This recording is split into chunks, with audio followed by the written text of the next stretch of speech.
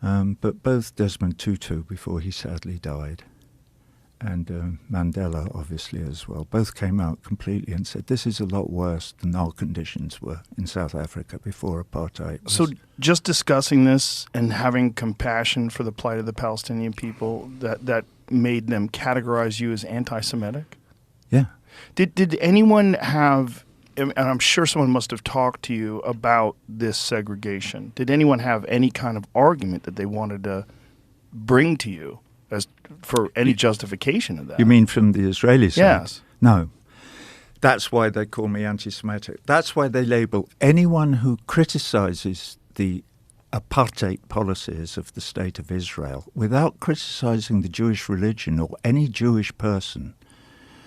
I mean, the fact that a lot of the people who are in the government are of the Jewish faith means that they can somehow feel they can conflate criticism of the apartheid policies with a general criticism of an anti-Semitic criticism of the Jewish people or people who, well, nice try, fellas, but it won't wash.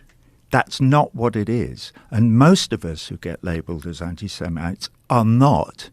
And like Jeremy Corbyn, for instance, the guy who was removed from the Labour Party in England on the grounds that he was accused of being, he's not anti-Semitic.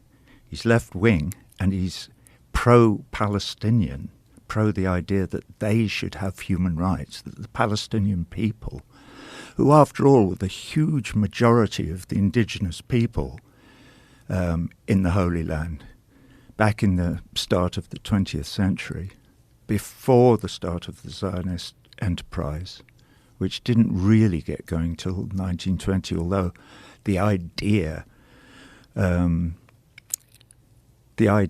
was happening in the late 19th century, in the 1880s and 1890s.